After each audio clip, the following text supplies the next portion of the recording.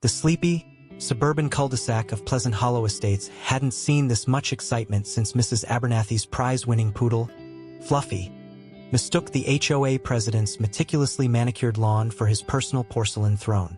Little did they know, Fluffy's transgression was merely a prelude to the storm brewing on Lot 7, where a new resident had just moved in. Enter Jake Thompson. Not your average suburbanite, mind you. Jake was a man of mystery, a man of quiet intensity, a man who knew more about the nuances of the U.S. Code than the average Pleasant Hollow resident knew about pruning their prize-winning petunias.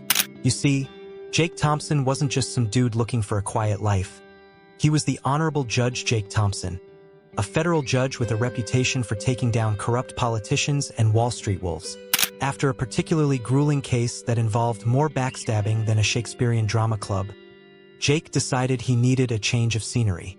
DC was suffocating him. The relentless media attention, the constant death threats, mostly from disgruntled billionaires, the sheer, unadulterated politics. It was all too much. So, he did what any sane, albeit slightly eccentric federal judge would do. He bought a fixer-upper in the most aggressively normal neighborhood he could find. Pleasant Hollow Estates. The name alone was enough to make him chuckle. He envisioned manicured lawns, matching mailboxes, and a homeowners association stricter than a Benedictine monastery. It was the perfect antidote to the chaos of his previous life. He imagined himself puttering in the garden, sipping iced tea, and finally, having a moment to read Moby Dick without some lobbyist trying to bribe him with a first edition. His new house, however, was a different story. It was, well, let's just say it had character. The previous owner, bless her soul, had apparently been a devotee of the shabby chic aesthetic, except she'd stopped at shabby and forgotten the chic part. The paint was peeling, the garden was overgrown, and the only thing holding the porch together was sheer willpower and a colony of particularly determined termites. But Jake saw potential. He envisioned a cozy retreat, a place where he could unwind and recharge. Plus, he had a wicked sense of humor and couldn't resist the challenge of bringing this dilapidated relic back to its former glory, much to the chagrin of the HOA, he suspected. And then there was Karen Johnson, president of the Pleasant Hollow Estates Homeowners Association, a woman whose very name struck fear into the hearts of unweeded flowerbeds and mismatched window shutters. Karen was a force of nature, a suburban storm front, a walking, talking embodiment of the phrase micromanagement. Her hair was perfectly coiffed, her outfits were always coordinated, and her dedication to upholding the HOA's bylaws bordered on religious zealotry. The moment Jake's moving truck lumbered into Pleasant Hollow, Karen knew something was amiss. A moving truck that wasn't an approved shade of beige? Unheard of. And the contents? Mismatched furniture, suspiciously non-regulation outdoor art, and books. Books. What kind of subversive element was this? Karen watched from behind her lace curtains as Jake, clad in a decidedly unsuburban flannel shirt and jeans that had seen better days, wrestled a ridiculously oversized and decidedly non-regulation ceramic gnome onto his front lawn. The gnome, which Jake had affectionately named Ginsburg after his personal hero, was wearing a tiny judge's robe and holding a gavel. It was a clear and deliberate act of defiance. "This will not stand," Karen muttered to herself, adjusting her perfectly positioned pearls. "This Thompson is a threat to everything we hold dear in Pleasant Hollow." And so the battle began. The first volley was a passive-aggressive welcome to Pleasant Hollow note, slipped discreetly into Jake's mailbox. It outlined, in excruciating detail, the HOA's bylaws, complete with highlighted sections on lawn maintenance, approved paint colors, and the strict prohibition of unseemly garden ornaments. Jake, who'd seen more threatening documents in his life, like the 300-page indictment he'd just handed down to a certain telecom CEO, merely chuckled and used the note to line Ginsburg's gnome-sized bird bath. Next came the official notice of violation regarding the unapproved shade of the house's peeling paint. Jake, who was planning on repainting the house a glorious shade of judicial gray anyway, ignored it. He figured he'd deal with the HOA later, after he'd had a chance to unpack his collection of antique law books and find his good coffee mug. Then came the complaints about the length of his grass. According to the HOA bylaws, grass was to be no more than 2.5 inches in height. Jake's grass, due to his aforementioned unpacking and coffee mug finding priorities, was edging dangerously close to 3. Karen, armed with a ruler and a self-righteous glare, personally measured each blade of grass on Jake's lawn, meticulously documenting her findings in a manila folder labeled Operation Tame Thompson. Jake, who was busy wrestling with a particularly stubborn antique bookcase, merely waved in her general direction and mumbled something about the First Amendment and the right to let his grass grow wild and free. He was pretty sure that wasn't actually in the First Amendment, but it sounded good. The final straw, as far as Karen was concerned, was the trash cans. According to Pleasant Hollow Estates Bylaw 47, subsection B, paragraph 12, revised 2018, trash cans were to be placed curbside no earlier than 6 p.m. on Tuesdays and retrieved no later than 8 a.m. on Wednesdays. Jake, being a creature of habit and prone to forgetting things, often left his trash cans out for, well, let's just say longer than the prescribed window. This was an outrage, a blatant disregard for the rules, an affront to the very fabric of Pleasant Hollow society. Karen, her face flushed with righteous indignation, marched over to Jake's house, ready to unleash the full fury of the HOA. She pounded on his door, her perfectly manicured nails drumming a rhythm of suburban rage. Jake opened the door, looking rumpled and slightly bewildered. He was covered in dust and had a smudge of paint on his forehead. He looked, in a word, unjudicial. "Mr. Thompson," Karen began, her voice dripping with disapproval, "I am here to inform you that you are in violation of numerous HOA bylaws. Your paint is peeling. Your grass is too long. Your garden gnome is an abomination, and your trash cans." Jake sighed. He'd been hoping to avoid this. He'd wanted to settle in quietly, to escape the drama of his old life. But apparently drama had a way of finding him, even in the most aggressively normal of places. "Look, Ms. Johnson," he said, trying to keep his voice even. "I appreciate your concern, but I'm a busy man. I'll get around to fixing things eventually. In the meantime, perhaps you could focus on something more important like, I don't know, saving the whales or solving world hunger." Karen's eyes narrowed. "This isn't a joke, Mr. Thompson. The rules are the rules, and you will abide by them." "Or what?" Jake asked, raising an eyebrow. "You'll fine me? Sue me? Foreclose on my house because my grass is too long?" Karen smirked. "Don't think I won't." Jake just shook his head and started to close the door. "Have a nice day, Ms. Johnson." But Karen wasn't finished. "Just so you know, Mr. Thompson," she said, her voice rising, "I'm watching you, and I will not rest until you conform to the standards of Pleasant Hollow Estates." As Jake shut the door, he couldn't help but smile. He hadn't felt this alive in months. He had a feeling that life in Pleasant Hollow was about to get a whole lot more interesting. He turned back to his antique bookcase, a mischievous glint in his eye. "Bring it on, Karen," he muttered to himself. "You have no idea who you're dealing with." Jake, bless his methodical heart, decided the best way to deal with a tyrannical HOA president was to throw a party. Not just any party, mind you, but a full-blown benefit bash for the Coalition for Consumer Justice, an organization dedicated to fighting corporate greed and, ironically, protecting homeowners from predatory lending practices, a subtle jab at Karen's iron-fisted HOA. Perhaps he envisioned it as a chance to meet his neighbors, show them he wasn't some reclusive weirdo, despite the gnome, and maybe even subtly educate them about their rights as homeowners. Plus, he figured a little positive PR wouldn't hurt in his ongoing war with Karen. The invitations, printed on recycled paper and featuring a cartoon gavel smashing a corporate logo, were hand-delivered to every house in Pleasant Hollow. The RSVP rate was underwhelming.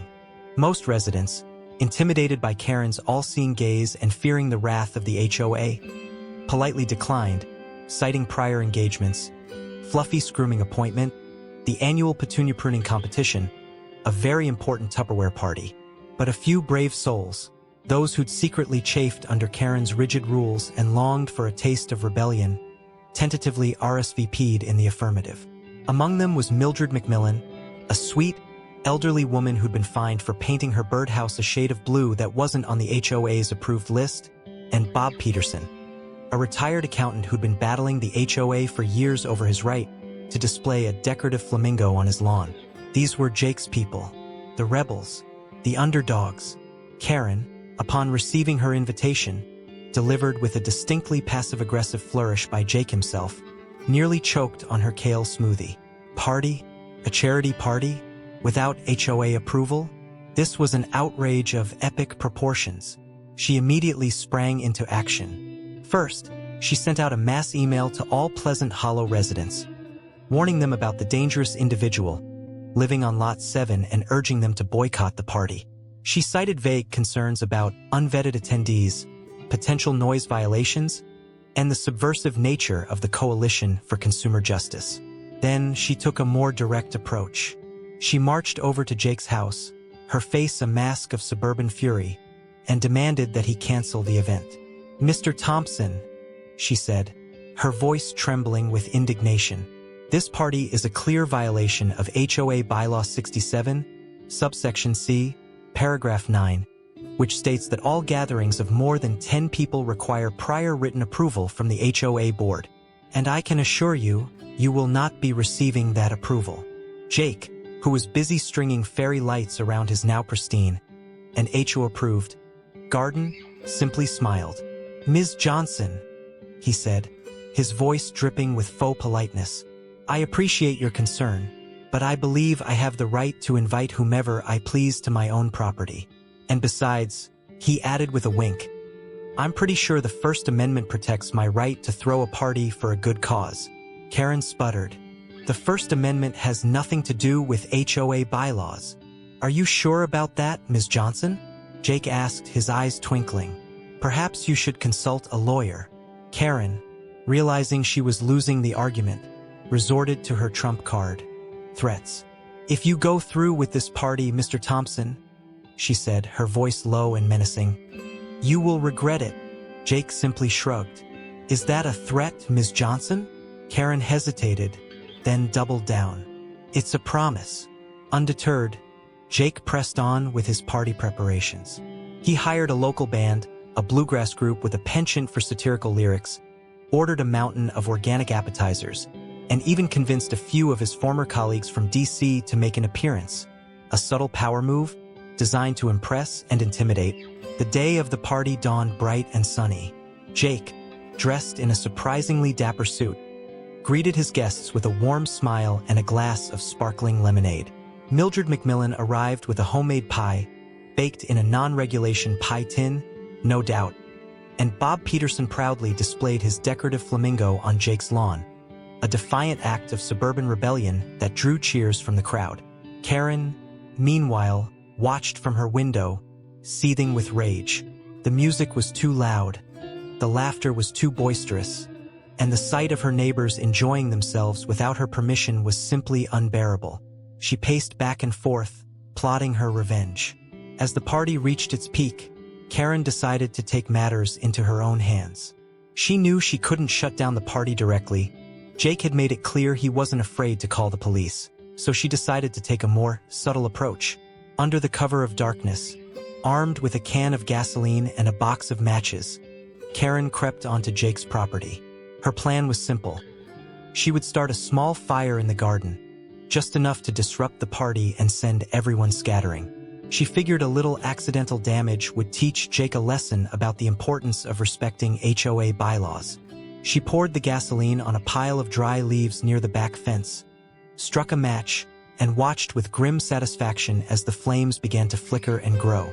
She was so focused on her pyrotechnic masterpiece that she didn't notice the security camera mounted discreetly on the side of Jake's house, recording her every move. As the flames spread, a sudden gust of wind whipped through the garden, carrying the fire towards a stack of cardboard boxes filled with party decorations. Within seconds, the entire area was engulfed in flames. Panic erupted. Guests screamed and ran for cover. The band stopped playing mid-song. Jake, realizing the danger, grabbed a garden hose and began dousing the flames. As the chaos subsided and the fire department arrived to extinguish the blaze, Jake surveyed the damage. The garden was charred, the decorations were ruined, and the air was thick with smoke. But amidst the destruction, he couldn't help but smile. He knew exactly who was responsible. He glanced up at the security camera, a mischievous glint in his eye. "Checkmate, Karen," he muttered to himself. Checkmate. That night, as Karen lay in bed, congratulating herself on a job well done, she heard a knock on the door. It was the police. They had a warrant for her arrest. The charge? Arson. And as they led her away in handcuffs, Karen couldn't help but wonder. How had things gone so terribly wrong? She was just trying to protect the sanctity of Pleasant Hollow Estates. Was that really so wrong? As the police car sped away, leaving Pleasant Hollow in stunned silence, Jake stood on his front porch, watching them go.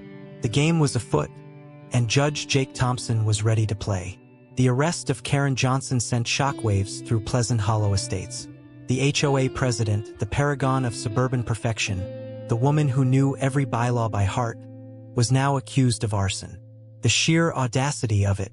It was the kind of scandal that would make even the juiciest episode of Desperate Housewives blush. The local news went into a frenzy. Headlines blared, "HOA president goes up in flames," and "Suburban Inferno." Was it a bylaw breakdown or a bonfire of betrayal? Reporters swarmed Pleasant Hollow, interviewing stunned residents and snapping photos of Jake's charred garden. Karen, predictably, became an instant internet sensation, spawning a plethora of memes, parody videos, and conspiracy theories. Inside the Pleasant Hollow police station, Karen was a mess. Her perfectly coiffed hair was disheveled, her designer outfit was rumpled, and her carefully constructed facade of suburban serenity had completely crumbled. She vehemently denied the arson charges, claiming it was all a misunderstanding, a frame-up orchestrated by that dangerous individual on Lot 7. "He's a menace to society," she wailed to the bewildered police officers. "He's trying to destroy Pleasant Hollow. You have to believe me." The police, however, were unmoved. They had the security camera footage, they had eyewitness testimony, and they had Karen's fingerprints on the gasoline can. The evidence was overwhelming. Meanwhile, back at Lot 7, Jake was fielding calls from reporters, lawyers, and even a few Hollywood producers. Apparently, the story of the arsonist HOA president had potential as a reality TV show.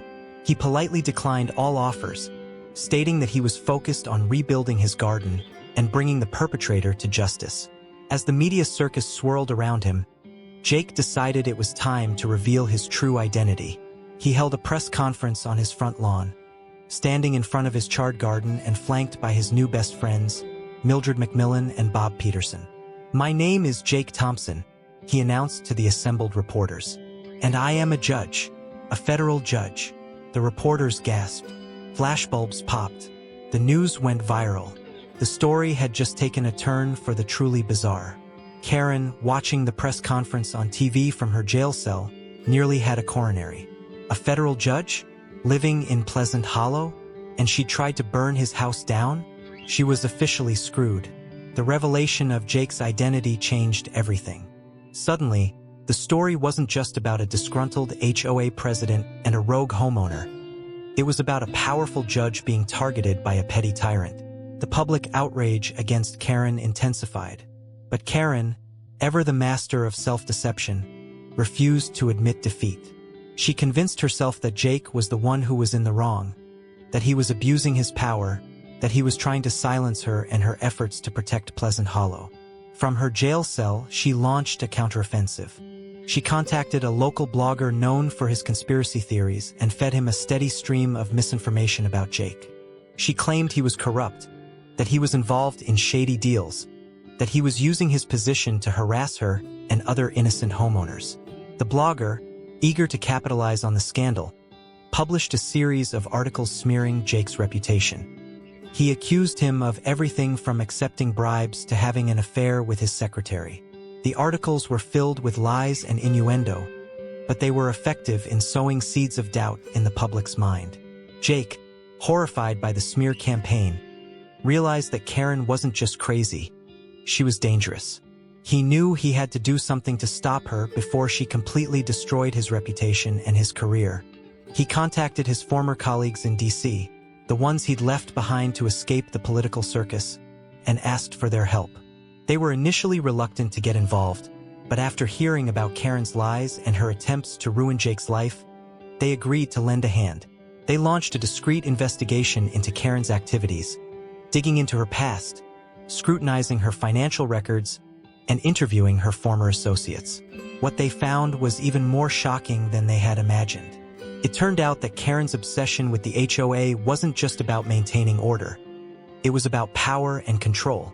She had been using her position to enrich herself, embezzling funds, accepting kickbacks from contractors, and bullying anyone who dared to question her authority. She had turned the Pleasant Hollow Estates Homeowners Association into her personal fiefdom, and she wasn't about to let anyone take it away from her, even if it meant burning down a federal judge's house. Armed with this new information, Jake decided to take the fight to Karen. He filed a lawsuit against her, accusing her of defamation, fraud, and embezzlement. He also contacted the FBI and provided them with evidence of her criminal activities. The walls were closing in on Karen. Her lies were being exposed, her crimes were being revealed, and her carefully constructed world was collapsing around her. But she refused to surrender. In a desperate attempt to save herself, she decided to play her final card. She revealed that she had compromising information about Jake, information that could destroy his career and send him to prison. She claimed that years ago, Jake had accepted a bribe to rule in favor of a wealthy corporation in a landmark case. She said she had proof, documents that would expose him as a corrupt judge. The claim sent shockwaves through the legal community. If true, it would be the biggest scandal in the history of the federal judiciary. Jake vehemently denied the allegations, calling them a desperate and baseless attempt to smear my reputation. But the damage was done. The media went into a feeding frenzy, demanding answers and calling for Jake's resignation. His career, his reputation, his entire life was on the line. Karen had finally succeeded in cornering him. But what Karen didn't know was that Jake had been expecting this. He had anticipated her desperate attempt to take him down, and he had prepared a countermove. He knew that the documents Karen claimed to possess were forgeries, created by a disgruntled former employee of the corporation involved in the old case. He had obtained those documents years ago, and he had been waiting for the right moment to use them. He gathered his closest allies, Mildred McMillan, Bob Peterson, and a few trusted colleagues, and he prepared to launch his final offensive. The stage was set for a showdown of epic proportions. The fate of Pleasant Hollow, and perhaps even the federal judiciary, hung in the balance. And Karen, blinded by her rage and her obsession with control, had no idea what was coming. The judge was about to deliver his final verdict, and it wouldn't be pretty. The courtroom was packed. Every seat was filled with reporters, gawkers, and a sprinkling of Pleasant Hollow residents, all eager to witness the epic showdown between Judge Jake Thompson and the now infamous Karen Johnson. The air crackled with anticipation, thicker than the humidity in a Florida retirement home.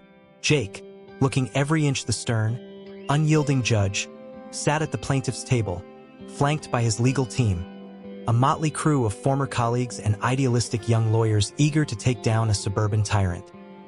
He radiated an aura of quiet confidence, a stark contrast to the anxious fidgeting of Karen, who sat at the defendant's table, accompanied by her high-priced, slick-haired lawyer, Mr. Archibald Worthington III, a man whose only goal in life was to bill enough hours to buy a yacht shaped like a legal brief. Mr. Worthington, a master of legal obfuscation and courtroom theatrics, wasted no time in launching his defense. He painted Karen as a victim, a well-meaning, if perhaps overly zealous, community leader who was simply trying to protect the sanctity of Pleasant Hollow Estates from the encroaching chaos of modern life. "My client," he declared, his voice booming through the courtroom, "is a woman of unwavering integrity, a pillar of her community, a beacon of suburban stability in a world gone mad. She has dedicated her life to upholding the highest standards of Pleasant Hollow, and she is being unfairly targeted by a powerful judge who is abusing his position to settle a petty personal vendetta. He then launched into a lengthy and convoluted explanation of the HOA bylaws, attempting to justify Karen's actions and portray Jake as a scofflaw and a troublemaker. He even tried to argue that the arson was an accident, a result of spontaneous combustion caused by the sheer intensity of Jake's non-regulation gnome. Jake, barely able to suppress a smirk, allowed Mr. Worthington to continue his charade. He knew that the lawyer's arguments were flimsy and easily disprovable. He was simply waiting for the right moment to unleash his own arsenal of legal ammunition. When it was his turn to speak, Jake rose to his feet, his voice calm and measured. He began by outlining the facts of the case, detailing Karen's harassment, the arson, and the subsequent smear campaign. He presented irrefutable evidence, including the security camera footage, eyewitness testimony, and Karen's own incriminating emails. "This is not about a petty personal vendetta," he said, his gaze fixed on Karen. "This is about abuse of power, about intimidation, and about a woman who believes she is above the law. Ms. Johnson has not only committed a crime, but she has also attempted to destroy my reputation and my career. I will not stand for it." He then turned his attention to Karen's claim that he had accepted a bribe in a previous case. He presented the forged documents that Karen had been peddling to the media, along with expert testimony proving their falsity. "These documents are a fabrication," he declared, holding up the forged papers for the jury to see. "They are a desperate attempt to divert attention from Ms. Johnson's own criminal behavior. I have never accepted a bribe in my life, and I will not allow her to smear my name with these lies." The courtroom erupted in murmurs. Karen, her face contorted with fury, jumped to her feet and shouted, "You're lying! You're all lying!" Judge Thompson slammed his gavel, silencing her. "Ms. Johnson, if you interrupt these proceedings again, I will hold you in contempt of court." The trial continued for days, with both sides presenting their evidence and their arguments. The tension in the courtroom was palpable, as the fate of Jake and Karen hung in the balance. As the trial progressed, Jake's allies in Pleasant Hollow began to rally around him. Mildred McMillan testified about Karen's petty tyranny and her obsession with enforcing the HOA bylaws. Bob Peterson proudly displayed his decorative flamingo, a symbol of resistance against Karen's oppressive regime. Even some of the more timid residents of Pleasant Hollow, emboldened by Jake's courage, came forward to share their own stories of Karen's abuse. It became clear that Karen's reign of terror had touched nearly every corner of the community. Meanwhile, Jake's colleagues in D.C. continued their investigation into Karen's activities. They uncovered a web of financial improprieties, revealing that Karen had been embezzling funds from the HOA for years, using the money to finance her lavish lifestyle and pay for her army of lawyers. They also discovered that Karen had been working with a shady real estate developer to rezone Pleasant Hollow, a plan that would have enriched her and her cronies while destroying the community's character. As the evidence against Karen mounted, Mr. Worthington's defense began to crumble. He tried to discredit the witnesses, to confuse the jury, to create doubt and uncertainty. But it was all in vain. The truth was out, and it was impossible to deny. Finally, after weeks of testimony and deliberation, the jury reached a verdict. They found Karen Johnson guilty on all counts: arson, defamation, fraud, and embezzlement. The courtroom erupted in cheers. Jake allowed himself a small smile of satisfaction. Justice had been served. As Karen was led away in handcuffs, her face a mask of disbelief and despair, she turned to Jake and screamed, "You haven't won! This isn't over. I'll get you for this, Thompson. You haven't heard the last of me." Jake simply shook his head and turned away. He knew that Karen would never admit her guilt, that she would always see herself as a victim. But he also knew that she was finally out of power, that she could no longer harm him or the people of Pleasant Hollow. The battle was over, but the war, he suspected, might just be beginning. After all, a mind as twisted and vindictive as Karen's was not likely to simply fade away. He knew he had to remain vigilant, to be prepared for whatever she might throw at him next.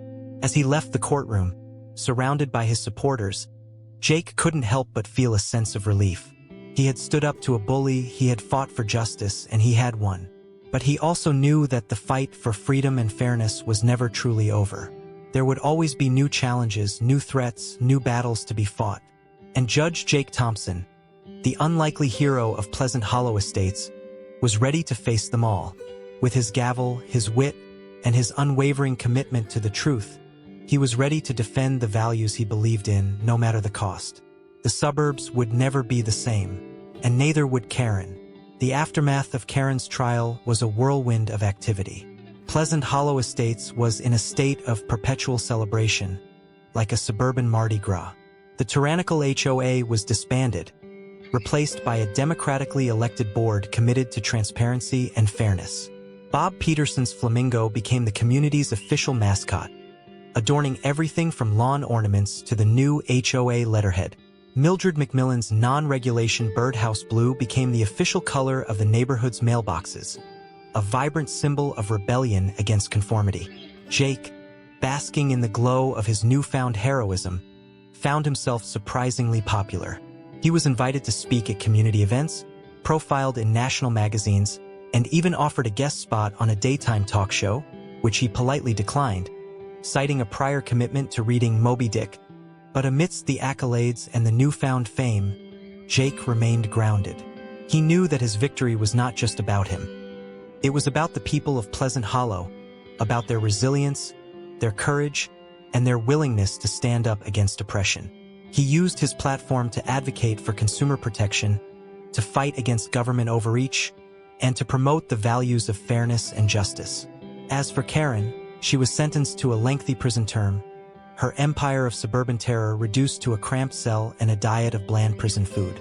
Her high-priced lawyer abandoned her, her friends deserted her, and her name became synonymous with nightmare neighbor. But even in prison, Karen refused to admit defeat. She spent her days plotting her revenge, convinced that Jake had ruined her life and that she would eventually get her revenge. She wrote angry letters to the local newspaper, claiming that she was the victim of a vast conspiracy, a pawn in a political game orchestrated by powerful forces. She even attempted to file a lawsuit against Jake, accusing him of everything from defamation to emotional distress caused by the display of an offensive garden gnome.